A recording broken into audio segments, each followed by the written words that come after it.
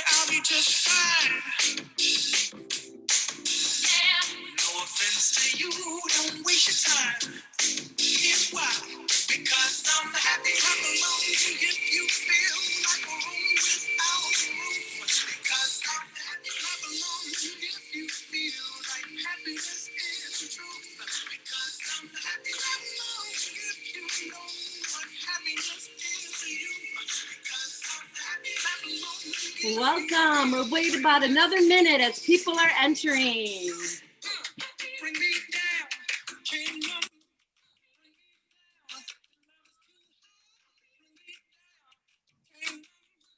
Bring me down, I said. Bring me down. Can't nothing bring me down. I was too high. Bring me down.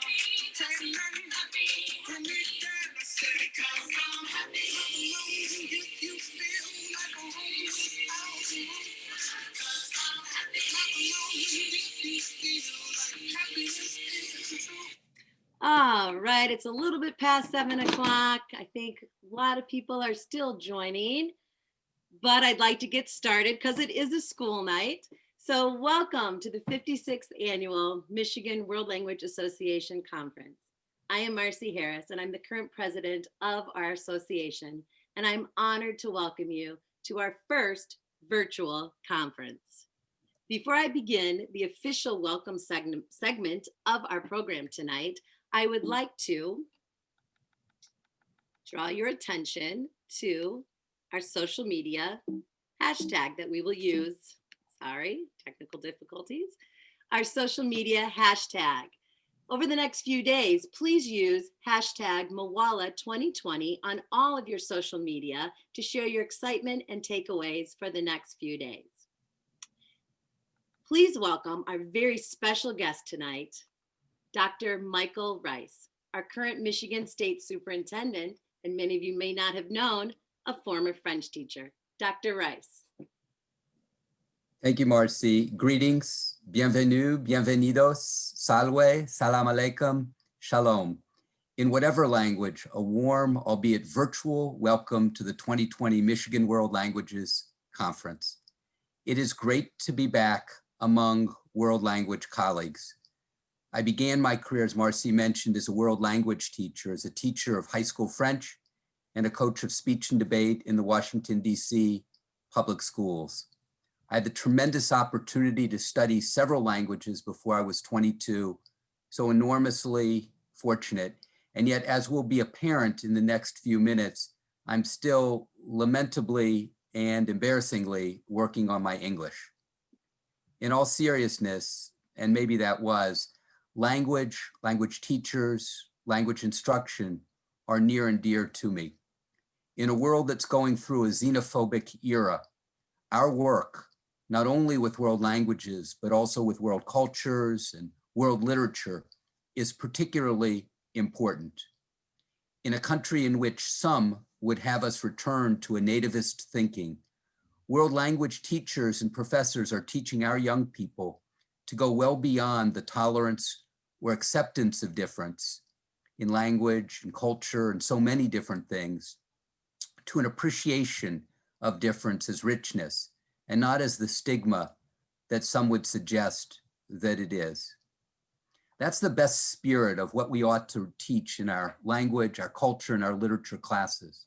There's so much richness in the teaching of other languages, cultures, and literature, particularly to young people who are less rigid and less concretized than many adults, present company accepted, of course. To understand a language well is to understand a people well. It's not surprising, for example, that the French have many different ways to express irritation. After all, to be irritated is almost a French pastime, And this from a Francophile. Just saying.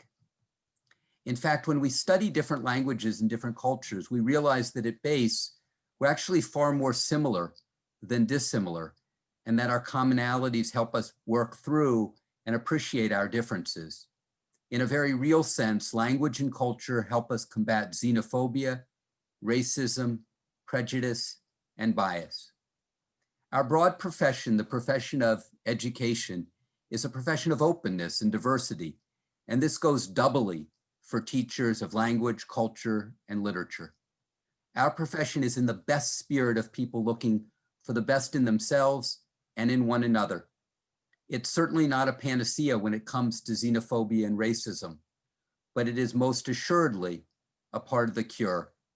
For many of our children, our courses represent the greatest opportunity to learn about and to appreciate rather than to flee from a diverse world. It's a lot to ask of a profession, but then again, it's a profession in which I have a lot of confidence. I ask you to continue to look for ways of reaching all and teaching all as we move through this extraordinarily difficult time, unprecedented in the modern era.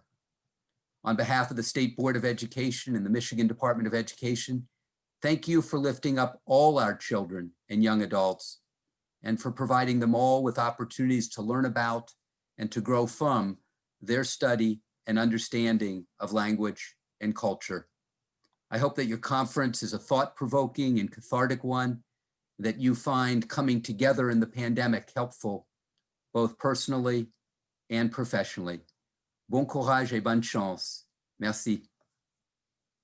Thank you so much, Dr. Rice, for your gracious and warm welcome. How can I follow that? That was amazing. Thank you so much for being here tonight. In addition to welcoming all of you, our members, I'd like to take a moment to welcome, acknowledge, and highlight a few additional attendees. First, I'd like to welcome our conference attendance grant winners. Congratulations and welcome to Samantha, Marta, Nadia, Connor, Hannah, Nicole, and Amy. I hope you learn a lot and you're inspired the next few days. I'd like to highlight and thank our attendance grant sponsors, Emily Spinelli and MIWLA2020 and Katarina Hausler-Gross. If you're thinking, I didn't know I could sponsor a grant and support a teacher while giving back to the profession, you can do it. How? Go to our website, MIWLA.org, and underneath the tab, Grants and Awards, right there at the top, you pull it down and it says, Sponsor a Grant. It's that simple. All the directions are there for you, and you could sponsor a student teacher, a new teacher, or an experienced teacher that may not have the funding available right now to attend our conference next fall. Speaking of grants, we also have another grant that's coming up on that same tab. Right there under grant applications, we have the Language Advocate Grant. The MIWLA Language Advocate Grant supports attendance of one of our MIWLA members every February to the JNCL Nicholas Language Advocacy Day in Washington, D.C. This happens every February, and this year it's still going to happen, although virtually. Applications are due by November 15th, and if you'd like to learn more about being an advocate for world language at the national level, you can click on this link here on our website. Special thank you to Julie Foss for sponsoring our Language Advocate Grant. We're very excited to have Christy Placido, our very own from the Mitten State, join us this year as our featured presenter. Christy has 2 sessions that are marked in the conference program, one on Saturday morning called Creating a Culture of Reading, and the other on Saturday afternoon, Song of the Week, Connections to the Target Language Through Music. Welcome, Christy, and thank you for being our featured presenter this year at MIWLA. A very special welcome to our exhibitors who support our conference. Please make sure to visit their websites. And thank you to our exhibitors chair, Sonia, for reaching out and bringing exhibitors to our conference. I want to take a moment and thank the members of the MIWLA board. It is my privilege to work alongside these 6 incredible world language educators who give so much of their time to this organization. It's been my pleasure to serve with them the last 3 years, and I look forward to being on the board next year in my role as past president. Thank you for all the hard work. We've seen a lot of each other the last 6 months as we work to bring you this virtual conference. Thank you to our 2020 moderators. These moderators are going to be in our rooms this year, the virtual rooms. They will be there to assist and help the presenters who are presenting sessions. They will also be there to help you, the attendees. They also have 2 very important jobs. The first is that during each session you attend, they will give you a link to our session evaluation form. This form serves 2 important purposes.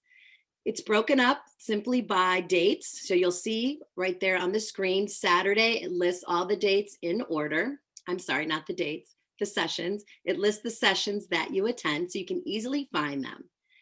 We count on your feedback after the conference each year to make our conference more robust and to meet your needs and what kind of sessions and presentations you are interested in. It also helps us determine your feedback who will represent the state of Michigan as the best of Michigan session at Central States. So please take time after the sessions on Thursday night and Saturday to give us your feedback. In addition to the session evaluation form, your moderator will also give you a link for sketches. If you are interested in continuing clock hours for professional development, it's important that you fill out this form at the end of each session. Every 2 sessions you attend can earn you 1 continuing clock hour for continuing education hour for professional development. Thank you also to Kathy Lopez, our sketches coordinator, for being able to provide this service to you.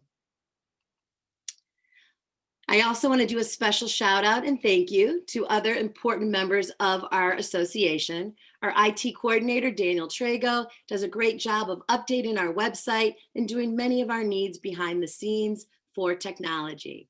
I'd also like to thank Jen Shaw, who worked very hard on helping bring us this virtual conference this year. But most importantly, I would like to thank our conference coordinator, Kristen Oplinger. At this time, on behalf of the MIWLA Executive Board, the past and present committee chairs, members and chairpersons, as well as the entire membership, I'd like to thank Kristen. She has given so much of her time and her talent to this organization over the last 5 years as our conference coordinator. She is stepping down this year, and Jen Shaw is going to be taking over for her next fall. We on the board are so grateful for the level of dedication, commitment, her attention to detail. She's dependable, proficient, hardworking. All those words are used to describe Kristen. We are in awe of her, as I hope many of you are as well. We hope that she has time next fall to spend with her son. We hope she enjoys the extra space in her garage, and she leaves us with very big shoes to fill. But Kristen, we are not going to let you leave MIWLA just yet. So thank you, Kristen. Okay, at that point, welcome to everyone officially, and it is time for our awards. I have the honor to recognize 4 very special people that have helped bring world language education to all the students in our state. First is the 2020 Friend of World Languages. The Friend of World Languages Award recognizes an individual or a group outside the world language education profession who has contributed significantly to the teaching, learning, and promotion of world languages in Michigan. This year, the MIWLA Executive Board nominated Ava Hanna and her company, Carlex, as the recipient of the award for their years of dedication as exhibitors to the MIWLA Conference and providing so many wonderful items each year at the exhibit hall for teachers to purchase. Congratulations, Ava. Good evening. I am extremely honored to be receiving this award from the Michigan World Language Association this year for my company, Carlex. I'm truly grateful to be recognized for attending the conferences for over 25 years. During these years, I've truly enjoyed meeting many different board members, chair people, and of course, all of you teachers. Everyone has been helpful from the setup to the sales to the breakdown. But the true stars of every one of these conferences are you, the teachers. You're always very excited to see us there. You're always asking what new products we have, and also sharing with us how you use our products in your classroom. The best part is how you always express to us how grateful you are that we are there. Every year you thank us and always ask if we're going to be there next year. And the answer this year is, yes, we will be there again next year. We're very sorry we couldn't be there this year, but we hope to see everyone next year in Lansing on October 21st and 22nd. Hopefully then we won't have any masks, and hopefully we also won't have any cameras. We'll be there together to see each other, enjoy each other's company once again.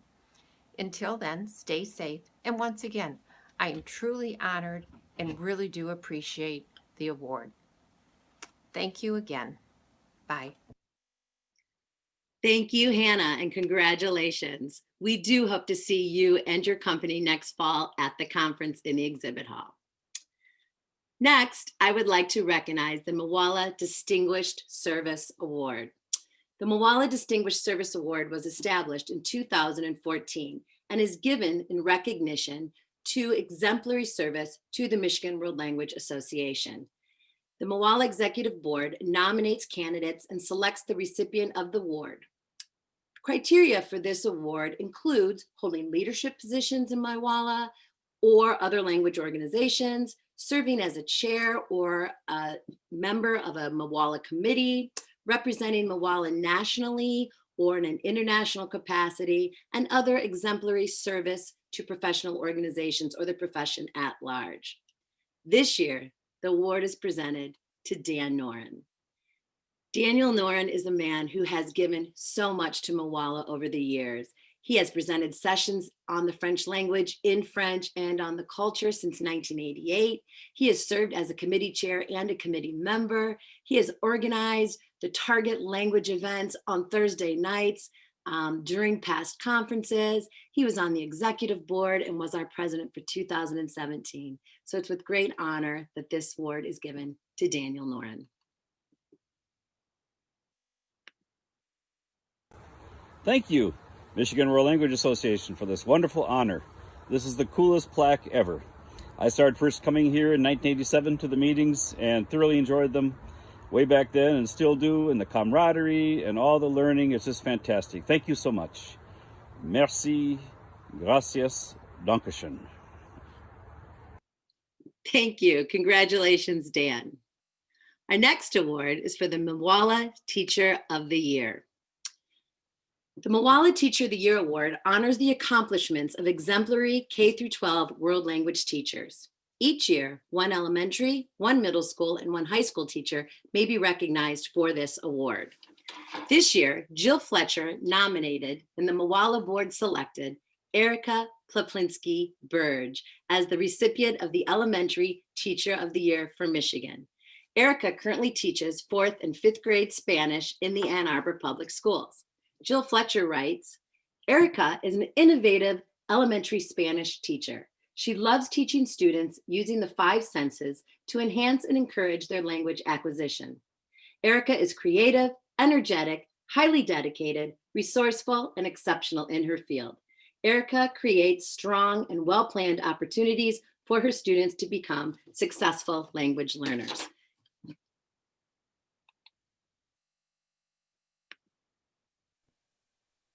Hi, I am Erica Plaplinski-Burge, and I am coming to you not from beautiful Colombia, but from my basement green screen in Michigan. I am a 4th and 5th grade Spanish teacher for Ann Arbor Public Schools, and I am making this video to humbly accept the award for MIWLA, Michigan World Language Association, for Teacher of the Year Elementary for 2020. I am extremely grateful not only to Jill Fletcher for nominating me, but also to my cooperating teacher, Valerie Shedd, who was my first inspiration in the teaching world, and to all of the teachers everywhere in Michigan, especially all of my language family. creating a good language program, being a good teacher takes a village. And so this award is for all of us struggling to make 2020 the best year that it can be for our students. Thank you to MIWLA for this honor, and thank you to all of you who are out there doing your best every day to make magic for your students. Thank you, and congratulations, Erica. At this time, we're to our final award of the evening. Each year, the MIWLA Executive Board nominates candidates for the Barbara Ort Smith Award. This is the most prestigious award a professional in the field of world languages can receive in the state of Michigan. The award honors those who have shown a strong commitment to the profession, manifesting itself in leadership and the promotion of excellence, in world language education. The first recipient of this award was Barbara Ort Smith in 1988. She served as the first foreign language consultant in the state of Michigan. This year, the Barbara Ort Smith Award goes to Melissa Dalton, who has done so much for world languages in Michigan and beyond. She's an ACFL Lil Fellow and Organizing Partner. She's currently serving as the 2021 Central States Program Chair. She works for the Michigan Department of Education Seal of Biliteracy Council. In addition, she collaborates with Oakland Schools World Language Leadership Team. She's presented at the state, regional, and national level and contributed to leadership training for Central States. She's also represented Michigan at JNCL Nicholas Advocacy Day.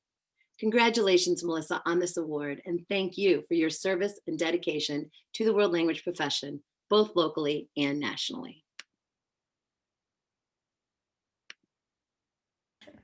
I would like to extend my sincerest gratitude to the board of MIWLA. It came as such a surprise to me to find out that I had been honored with the Barbara Ort Smith Award. I'm just absolutely speechless. I would first like to thank my husband, Scott, who's been always there for me through thick and thin, my daughter, Maddie, who we hiked the Camino de Santiago together and is always there for me, and all of the great mentors I've worked with throughout the years, and also people who have taught me a thing or two, like my student teachers and my lovely middle school kids who bring it every day, whether we're in a virtual setting or real life. Barbara Ort Smith was known to be a very, very down-to-earth person, and I find that a very lovely quality, especially in a teacher. And you know, she was a founding member of Central States, and so I'll take that to heart with me this year as I complete my duties as program chair for Central States. And I just can't thank you enough for this mind-boggling, wonderful recognition. Thank you very much. Thank you, Melissa, and congratulations. In fact, let's congratulate all of our award winners. Give it up for them. We're very proud of all of you. Are you thinking, I know a colleague that I could nominate for the Michigan Teacher of the Year for 2021? You know how to do it. Just go to our website, and under that same tab for grants and awards, you will see it right there on the website. Applications are due by April 1st. And remember, it's an elementary, middle school, and high school teacher that can deserve this award. Speaking of 2021, the votes are in and they've been tabulated. And it's with my pleasure that I announce our incoming Vice President, Susan Hajnacki, who is a professor of German at Aquinas College. The other thing that 2021 brings us is a new president. And at this time, I am thrilled to do the ceremonial virtual passing of the gavel to Katharina Hausler-Gross, who will be your new president in 2021. I'm very excited to work with you, my friend, Kati.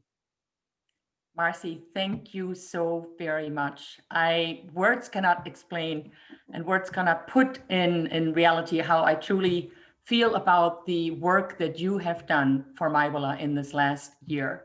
But let me just say that as anyone that is with us here today at the conference can most likely understand, Marcy's dedication to MIWLA has gone far and beyond anything that any of us would have thought at the beginning of this year. She has, with true dedication, leadership, and wisdom, brought us through this storm of COVID-19. And she was the one, based on her leadership, who has been able to put us in this virtual conference that we all are in today. So Marcy, from the bottom of my heart, and also on behalf of the entire executive board at MIWLA, I want to thank you for everything that you have done, for your wisdom, for your guidance, for your empathy, for your love, and for being just beautifully French this entire year and forever. I know that we will not lose you as a member on the board because you will be the past president, but I hope everyone at MIWLA is joining me and people beyond the state of Michigan in thanking our wonderful Madame le Présidente, Marcy Harris, for her wonderful work at MIWLA. Thank you, my friend. Thank you. Thank you, Kati. That was very, very kind.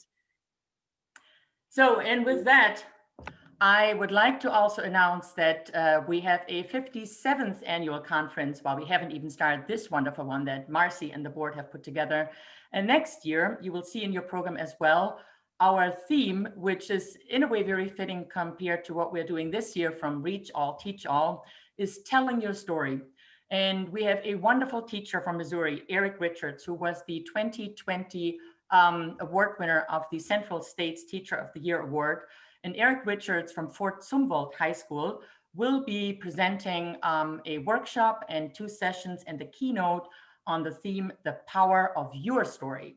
This is all of you, the power of your story and why our stories matter. So I hope you will all be able to join us, hopefully in person next year in Lansing again at the Lansing Center for the 57th annual conference, Telling Your Story.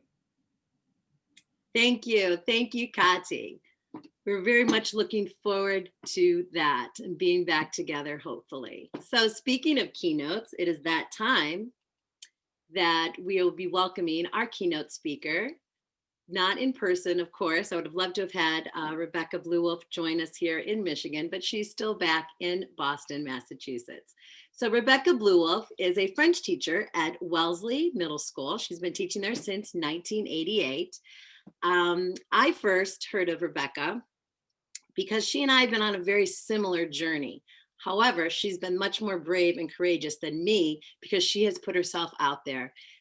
She has a blog called MIWLA2020Awards&Keynote. And I think I was one of her first followers of her blog. I don't think she knows this, but in there she talks about in 2014, she attended a workshop with Laura Terrell. And it was that same year that Viviana, our past president, she was vice president at that time, brought Laura Terrell to Detroit. And I happened to see Laura Terrell for the first time with my colleagues from Ann Arbor. And that next year, Dan Noren brought Laura Terrell back to Michigan and we hosted her in Ann Arbor. And I read the book for the first time, The Keys to Planning for Learning, as well as Rebecca. So she and I started teaching about the same time, and we started our path to proficiency, ditching our textbook, using thematic units, and really having our students use the language. But like I said, she was much more brave than me because she blogged about it, she shared her units, but she's truly an inspiration for me and has helped me these many years. She then was the MIWLA, Massachusetts Teacher of the Year in 2019. Then in 2019, she was a finalist and she won the NECFL Teacher of the Year. And I happened to be in New York City and I was there to see her win this award. It was very exciting. And I also happened to be there last November in Washington, D.C. when she became the ACFL Teacher of the Year 2020. And it reminds me when Dr. Rice was speaking at the beginning, Rebecca, she was the most motivating speaker I had heard that day. And this quote of hers went viral, exactly as Dr. Rice talked about, that it is not the job of multilingual people to make monolingual people comfortable with their ignorance, that we do have a much more important job than just teaching our students language. We need to teach them about the cultures of people all around the world. So it is with such pleasure that I welcome Rebecca Blouwoulff as our keynote speaker. And we're going to do a quick share. I'm going to have to stop my screen and so that she can take over. Thanks, Marcy. Welcome, everyone. I'm not in the mitten state, but I have my mittens with me. So I'm ready for the occasion. And I'm just really thrilled to be here. I've never been to Michigan in real life, but I do want to come, and I hope I'll get to meet some parts of the MIWLA family in person in the incoming times when we get back to precedented times. So yeah, the title of my talk tonight is Push and Yield, a Year in Beta. And I won't leave you in suspense for too long about what I mean by those terms. I guess I first just want to say I'm just in awe of the fact that there are so many Michigan educators on this ceremony and coming to this conference. It is really a knockdown kind of teaching year. And so I'm humbled by your attention, and I think your students and the families you work with should be so proud and feel so lucky to have teachers as dedicated as you, coming here to learn more about the profession and further your work given the environment we're in. So I wanted to start with just some words from one of my teaching heroes, since we're all about heroes tonight, Jennifer Gonzalez, who has an amazing blog and podcast, if you're not familiar with them, Cult of Pedagogy. And while she is not a world language teacher, so much of what she talks about relates to what we're living and what we're doing. So she said, consider teaching in a post-COVID world to be the most massive project in beta ever. It's going to be messy. And boy, is it messy. It was very messy in my classroom today, my virtual classroom. Continue to experiment. Fall apart on the days when it's your turn. Keep giving yourself and your students grace. We're getting through this. And I have to say, when I read this for the first time, the line that stuck out to me the most was this idea of we're getting through this. Because I've heard a lot of you've got this kind of messages this year. And I have to say, when I hear those, I sort of hesitate because there's so much of me that feels I don't got it. And so that could be a little off-putting. But when I heard this line, I actually remembered being in the birthing room when I was giving birth to my first child. And it was a very long, arduous process, as I'm sure your mother may have told you one day. And I looked at my birthing doula and I said, I can't do this. I can't do this. And she looked back at me with that sweet, divine smile. And she said, you are doing this. And there have been days this year, this fall, when I have thought, I can't do this. I can't do this. And then that voice in the back of my head says to me, you are doing this. Like today was a terrible day of teaching, but it was one day done of this. And someday the pandemic will be over and we will step back out into the light of the world, and this will be history. So I think if you had a hard day today, I would just say, hey, it was one more day down. We're getting through this. And the way we're going to get through it, of course, is together. So this idea of push and yield, one of my most soothing activities during the pandemic is that I've become really obsessed with online yoga. And so the photograph you see on the right is one of my favorite online yoga teachers. He doesn't know I'm talking about him tonight, but I've been taking classes with him for months, and he always has this very sweet way of explaining even the really hard things he's going to make us do. And then just a couple of weeks ago, I actually found out that he is also a high school math teacher. And I just thought, wow, that's like a really amazing combination. And I bet I would have appreciated high school math a bunch more if I had been taught by a yogi this wise. So I just wanted to sort of dedicate this little part of my talk to him and to how thankful I am for having yoga as part of my practice in this moment of my professional life and the chaos we're in. And I just wanted to share a quote here from, I guess, a very famous yoga teacher on the West Coast who wrote, "Every yoga posture involves a push and a yield. Pushing is an active force that moves the body further and deeper into the posture, gently exploring areas of tightness. Yielding is a passive force with which you wait and listen to the moment-to-moment feedback from your body. It's a letting go of resistance that allows the active force to be successful without being aggressive. The pushing and yielding elements occur simultaneously, as in a dance. Done properly, therefore, yoga is a matter of pushing and yielding, of doing and not doing at the same time." And so I wanted to just invite each of you to think about this year, where will you push? Where will you yield? And are there ways that you can do and not do in order to get through this difficult situation we're in? So here's my list, and I would definitely invite you to maybe sketch out your own. So in terms of the push, something that I've been thinking about a lot lately, and that I have to say is totally new to me, is the idea of really pushing for safety in my school building. So in the spring, it really wasn't on the table for us to come back to the building. And over the summer, I sort of had this slow coming to understand how important the safety provisions would be in my building. And for example, when I came back early September for our teacher prep days, I walked into the hallway on my way out of the building to grab lunch, and I passed a colleague who was unmasked, speaking to 2 other department members. And I startled, and then I just kept going outside the building. And then I thought, you know what? I don't want to, we have an agreement between the union and the administration about masks in the building. I'm not going to go back in. And so I called my supervisor and I explained the situation, and I got permission to go home for the rest of the day and work from home. And I was very uncomfortable making that call, but I also thought, gosh, it's like day 3 that I'm back in the building. If I don't say something now, what's going to happen when the kids come back in? And so for me, that was a place that I was willing to be uncomfortable and push. At the same time, I'm also really pushing myself to maintain that kind of sweet compassion for everyone I'm interacting with, because people are tired, times are tough, it is easy to be grumpy, and I wanna try to spread the good stuff whenever I can. At the same time, I'm also thinking about my teaching goals and what can I push realistically given where we're at. And our union president said at the beginning of the school year in our first meeting, be the teacher you want to be this year. And I have to say, when I heard that, I thought, there are a million reasons I can't be the teacher I want to be. Why are you telling me that?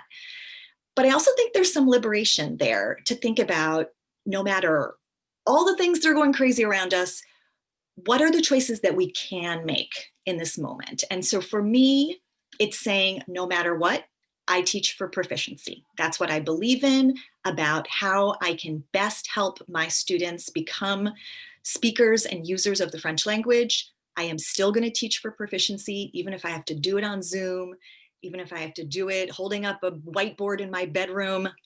That's how I'm going to teach.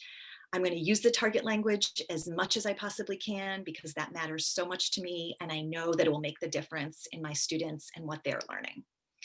And our department adopted a few years back standards-based grading. And I know in the spring we were asking ourselves, maybe we should just give them grades for doing the homework and showing up to class. Times are so tough. Is it really fair to be grading them on what they can do with the language? And I actually think that that's the best thing for us to do, that we need to stick with that standards-based grading in my department so that we're giving information that actually means something to the families. I think the kids still really want to know, what can I do with the language? And so those are the things that I've decided I'm really sticking with this year. And they're worth the being uncomfortable and pushing myself a little further. In terms of yield, there's so many things that we gave up without anybody asking us if we wanted to give up. But some of the things that I've thought about and sort of made conscious choices about are giving up in-person time if there's a way for me to get something done in a safer way. And so if I can meet with students for extra help on Zoom rather than sitting next to them, I will do that. If I can't have our traditional birthday department lunches with my department, I will give that up so that we can Zoom and have our lunches that way, because it's safer.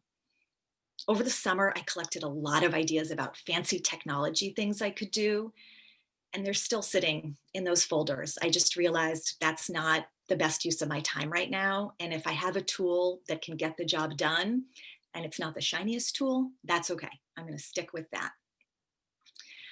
I also had to give up, and this was kind of a hard one for me, the idea that I was going to find one way to teach through this situation and just be able to stick with that. I haven't yet found the perfect way to do this. And so I'm having to constantly try something, fail, try something different. And so that idea of finding one grand plan just wasn't realistic for me. I also normally really like to do a lot of long range planning, but I'm finding it's hard to know how much I'll get done when I have half my students in front of me and the other half on Zoom. And I'm needing to plan much more day to day in order to have a realistic plan that carries forward in a coherent fashion. And finally, I've seen definitely a lot of talk on social media. How do we create cheat-proof assessments given the current environment and all the technology surrounding students? And I've just decided to pretty much let that one go. And I'm going to give assessments that I think are meaningful and let my students show what they can do. And, I'm going to trust them as much as I can, and then we're moving on. I just didn't think it was worth it to add a lot of bells and whistles so that I could try to sort of watch from behind and see what was going on in terms of academic honesty for that. So those are some pretty big things to give up on and yield for the moment. But I'm hoping that that will allow me to push on the things that I've decided matter even more. That brings me to maybe a different way of conceiving of this idea of push and yield. And so I'm guessing these words are familiar to many of you. This is the Serenity Prayer. It is very a central core tenet of a lot of 12-step recovery programs. And I would just add, if the word God is off-putting or doesn't do it for you, feel free to just look at this without that, or to replace it with world or self or spirit. But this idea that we might be able to find some serenity in these times by accepting all the stuff that we can't do anything about, and that also that we would have a moment to find some strength to fight for the changes that we want to see in this country and in our world. And that what really that takes is that power of discernment to be able to distinguish and make some choices. And so I wanted to just kind of bring that to think about in our professional lives right now. What are the things we can control? And as this diagram suggests, they're small. There's not everything that we can control, but there are some things. And then there's a little bit more than that that we can influence. And then there are a lot of things that right now are outside of our control and influence. And so for me, just thinking about what each of those is has been important in terms of me being able to think about how can I sort of conserve my energy in this environment and get up out of bed every day and do what I need to do. So the things that I can control in terms of how much sleep and exercise I get. And I'm someone who feels better when I really get dressed for the day. So making choices about that kind of give me some energy and pep in the morning. Being able to choose how I greet students and to try to just be the friendliest, most smiling, welcoming person I can be while trapped inside my Zoom box. Making choices about how much work I'm assigning, or if I'm assigning work at all outside of class. Those are all choices that I get to make that can really influence the weather of my classroom. Thinking about how and how often I communicate with families in this environment. And then also for my daily lessons, how am I going to teach those lessons? What am I going to teach? Those are things that I can control.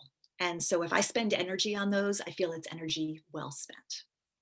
In terms of the influence department, I'm trying to get a good vibe going in my classes, even though I'm teaching all new students this year, and I have not yet met all of them in person. I'm trying to influence my colleagues' attitudes to create a warm, caring environment in our department and in our school. And I am trying to earn families' trust through my communication with them. I don't get to decide all those things, but I'm trying to influence them. And then there's a whole nother set of things, right, where I can't control or influence. And that's tough. I don't get to decide if I'm going to be teaching online, all remote, or with some in person in a hybrid model, right? That's my school superintendent. I don't get to decide if my own 2 children are home all day doing remote learning, or if they're going to go to school this year. I don't get to decide if I am Zooming with students who are at home at the same time as I'm teaching students right in front of me in my classroom. And I also don't get to decide who else is wearing a mask. And I have spent a lot of energy, mostly between 1 and 3 a.m., worrying about things that are outside my control and influence. And so one of my ongoing goals, where I am not there yet, is to try to conserve my energy and not spend so much of it on the things that I can't control or influence. And that might be something for you to contemplate if you're also feeling a little worn out at this moment. So again, our energy is well spent on the things that we can control and influence. From here, I wanted to take us kind of on a journey of what do we think we can accomplish and do well this year?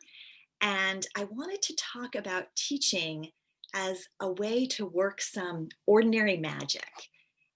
And that is a quote from one of my pandemic heroes, Lisa Damour, who's a teen psychologist. She has a great podcast called Ask Lisa, which I think you'll especially like if you're a parent.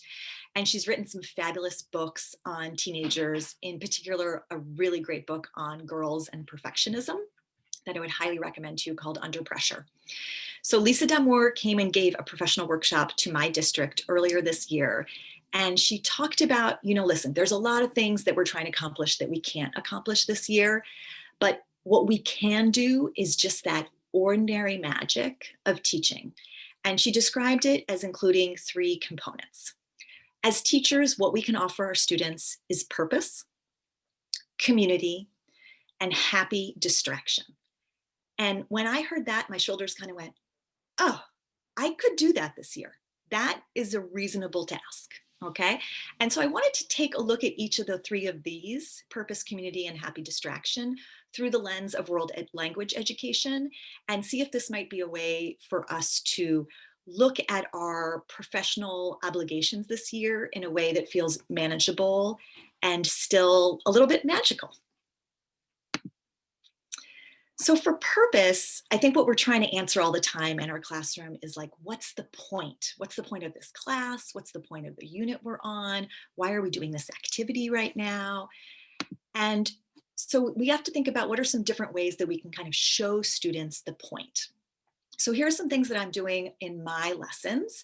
I surveyed all my students to find out why are they learning this language.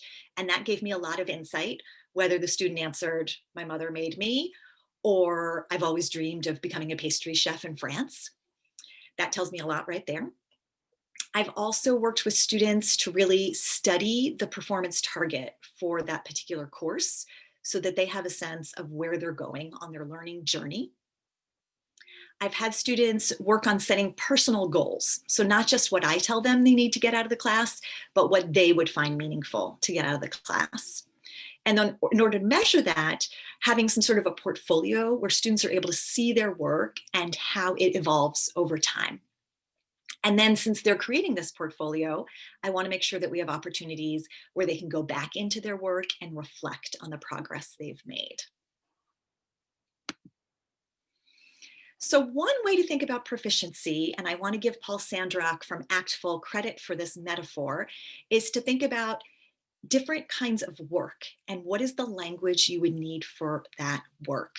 And I actually hadn't realized that the Actful proficiency levels come out of a sort of work perspective. So I wanted to offer this as one way to look at this. It doesn't have to be the only one by any means.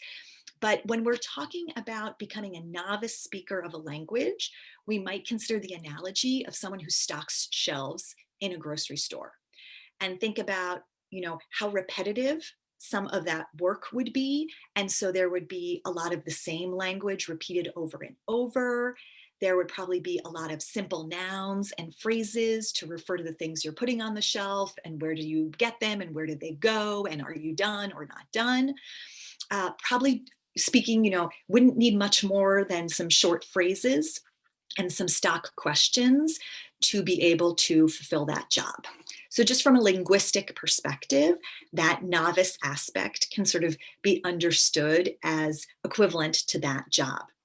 Now, if we think about the intermediate language level, that proficiency level might be represented by someone who's working as a cashier. And I kind of was thinking about this like the Trader Joe's cashiers who get into the little conversations with you when you're bagging your groceries and, you come with the jam and they're like, oh, have you had that before? It has real chunks of cherries in it, And so they're speaking in full sentences They're putting different elements together to make something new or original, asking different sorts of questions. So there's some more language needed to do that job, at least to do that job in like a friendly, a way that we would consider, oh, I got some good customer service when I was checking out at the grocery store. So that's intermediate. And perhaps some of you have the fortune to teach some students who are advanced. It's very seldom in secondary education, but it's possible. And so the equivalent there might be to think about the language you would need to be a customer service representative. You're solving problems. You might have to go through a whole scenario with someone of all the things that had already happened and then what you're planning in the future. So that would take a lot more language. It would require some sophistication. And so that's one way to sort of conceive of the three levels through a workplace lens. Now, for my students who are middle schoolers, that would be a lot to take in. So what I have been doing with some success, I would say, in my classroom is using this very simple lesson plan from the Creative Language Class blog. And we'll be sharing this presentation with you after, so you'll get all the links. But basically, if you can see the cards in the upper left-hand corner, I just divide the students into 6 groups, and each group gets one little card, and they need to write in English with that proficiency level described on the card. And this year, I asked everyone to write about remote learning. So you can see in the example from group 1, the students got novice low, and they were told to just list 10 words and that they would make spelling errors just like a little kid would make. So you can imagine the students thought that was pretty fun. And you can see that they had a pretty harsh critique of remote learning at the beginning of the school year, at least. Group 3 was novice high. So they were writing sentences, but they were pretty repetitive, using the same sentence starters over and over. And then group 6 got an advanced card. So they included a story, a narration, some contrasts. And so what we can do with that once the students have completed this activity is make a little handout where we show the 6 levels with their writing examples.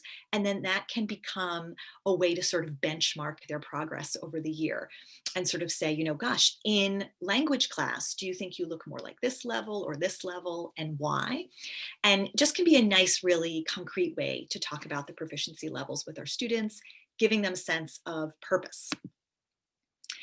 In terms of goal setting, I've enjoyed giving students a sort of poster that they fill out where they write their goal for the year. And that can be a great hallway display when you're at physical school, or it could be a Padlet for this year.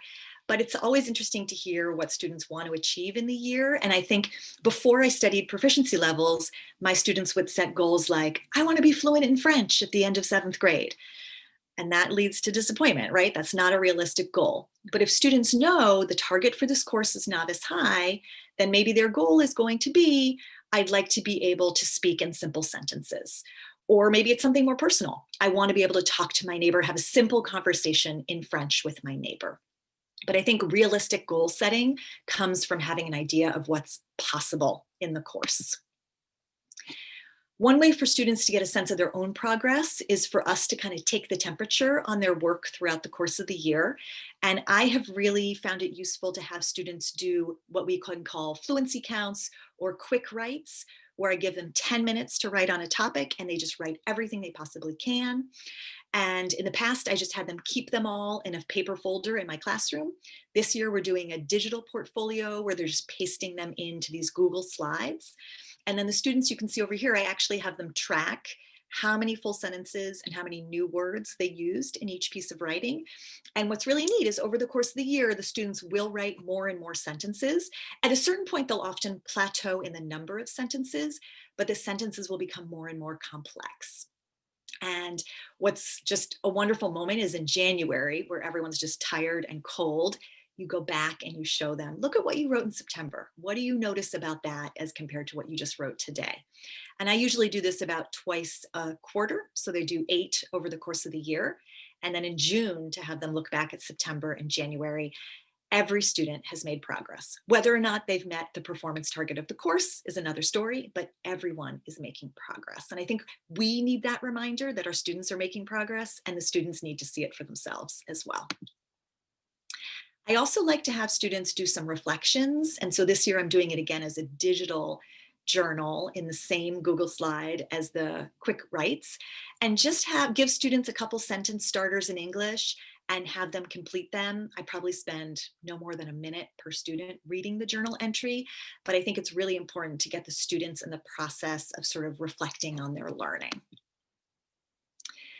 We can also use level appropriate goals and can-do statements to help our students see the point and to really bring the goal into the lesson. So the actful can-do statements are great for this. Here's an example of the benchmarks for the interpersonal mode. And then what I love on the actful website is you can watch them break down the benchmark into the 3 sub-levels, and then they give you sample can-dos.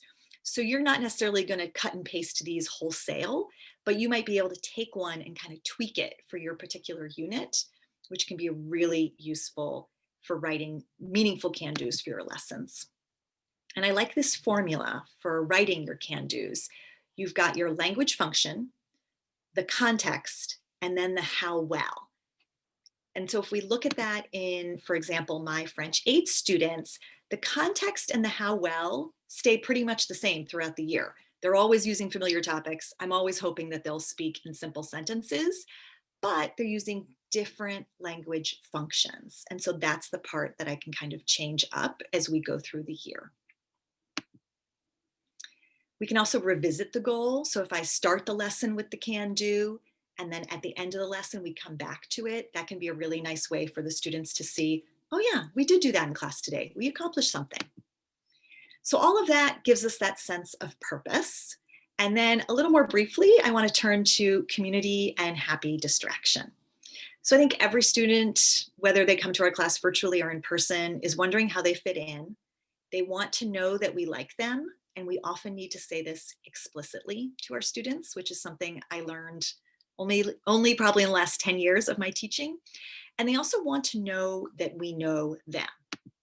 And so some of the practices I've been using this year to build community are forming what I call campfire groups. And that's a term from Jennifer Gonzalez and Cult of Pedagogy.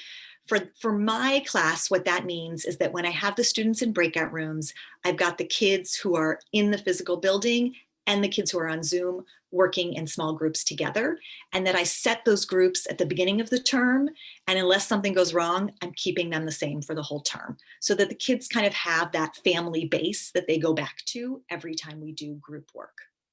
I'm also making sure I'm the first one on the Zoom so I can welcome everyone individually, and that I stay till the very end so that if anyone has a lingering question or wants to check in with me one-on-one, they know that they can hang around at the end. And I'm also trying to build in some unstructured time where the kids can actually socialize during my class. Sometimes I'm able to do that in French. And this year, I will admit, there are times where I've done icebreakers in English just to give the kids a chance to interact with one another, because I think they're so in need of that in these times. Here are some ideas for building classroom community. I'm going to show you some ideas for interviewing, something called Frayer a Friend, and then also reflect a little bit on games. So at the beginning of the year, I had my students interview one another, but I actually plan to do this another time with different partners later on in the year when they have more language. And so this was quite a process. They had to come up with the interview questions, they had to conduct their interviews, they wrote up what they learned about one another.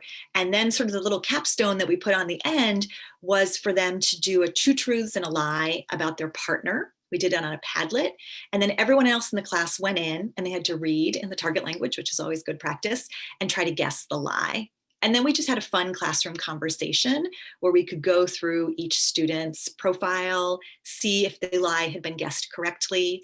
And for me, at least, it was a great chance to practice the students' names over and over again. So that's one fun way to build community. Another is to do activities, and I found this online, but I think it could be easily adapted to world language, where students are trying to discuss in a group to find out what they have that's in common and how they are one as compared to the next, and try to then get those answers together in order to share out with the larger group. And then lastly, I do think it's great to be playing games with the kids, but I would encourage you to be choosy. I'm always looking for a game that everyone will be involved in. And so in my mind, I sort of always have this student, Jerry. Jerry like never really listens to the directions, isn't that excited about my class, would rather not participate if that's an option. And I try to design my games for Jerry so that they always will have something to do. They will know what's expected. They will have a reason to participate. And I think if you can accommodate Jerry, you're probably accommodating everyone. You also want to make sure that the games suit the proficiency level. So often the online games I see are really single word based. And most of us are teaching to try to get our students out of that novice mid, novice low. And so that means we need games that focus more on full sentences. I also noticed that a lot of games tend to reward the person who does something the fastest. And I think we never want the values of a game to undercut the overall values of our classroom. So if we're teaching for growth mindset and take your time and do it again if you got it wrong, then we also want to have games that reinforce that message. So what passes for a game in my class might be an information gap activity like this one, where we've got 10 places in the town where I teach, photographed here. I have chosen 3 of them to put in my mystery town. And the students need to figure out what 3 they are by asking me over and over again a question. In your town, is there a? And that's going to be a really key sentence starter for the unit. So I'm trying to find a way to sort of trick them into using that over and over again.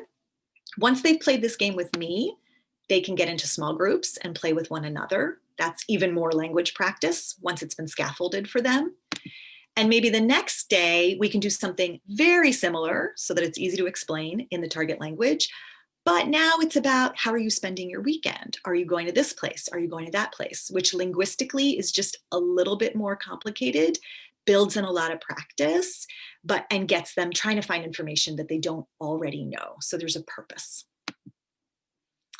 So those were some ideas for building community. And then the last part of the teacher magic is providing our students with happy distraction. So when students come to our class, how can they just feel like it's a break from the pandemic and it's a chance to engage with something else? And so for me, when I think about happy distraction, I really think about authentic resources. And so in my class these days, we're studying life in the city. Can we read an article about what cities might be like in the future? Can we study a cool place in Quebec City, like the Ice Hotel, and just let our imagination run wild with what must that be like to sleep on a bed made of ice? Can we do some brain breaks like kitty yoga in French to get our bodies moving during class? Can we watch silly happy birthday videos in the target language to celebrate one another's birthdays? And so those are just some quick ideas on happy distraction. I actually think this is something that most world language teachers are really great at. So you probably don't need me giving you more ideas, but just that idea that class can be a place where you kind of get away from the heavy troubles of our world and let your imagination run a little bit. That's the kind of ordinary magic that I think is fair to try to work in our classrooms this year. So again, purpose, community, happy distraction. I think that's what we can accomplish in our classrooms this year. And in order to have enough energy to do that, I think we're going to have to think about what we can't change, let that go, and save our precious energy for the things that we do and feel we must change in the world. So thank you so much for your time. It's been a real privilege and pleasure to present with you this evening. And if you ever want to reach out, I'm always on Twitter. My email is here. And just thank you so much to Marcy and everyone. I loved taking this quick trip to the Mitten State. Thank you. Thank you so much, Rebecca. I don't know about the rest of you, but that was exactly what I, as a classroom teacher, needed to hear. So thank you so much, Rebecca, for that. And as I'm getting my screen back, apologies. All righty, there we go. Thank you, Rebecca. And if you would like to hear more of Rebecca, you can easily find her. You can go to YouTube and you can find a lot of her past presentations that she has done for NECFL and NFLC Virtual Summit this summer. So just go to YouTube and put her name in there. And every time I hear her, I listen to her over and over again because I learned something new each time. So thank you very much. Her presentation will be emailed to all of you. The link to her slide deck will be in tomorrow night's email with the Zoom link for Thursday night's sessions. So one more time, thank you very much, Rebecca. And I'm going to hold you to coming to the Mitten State for sure someday. All right, so continuing on, we're finishing up tonight. I wanted to point out the virtual conference in the email yesterday that you received with this Zoom link. That's the better one to have because it makes it bigger for you. But if you look at the virtual program, it's set up. It shows you the conference overview for Thursday night as well as Saturday. Also a reminder to be tweeting out there on Instagram using MIWLA2020.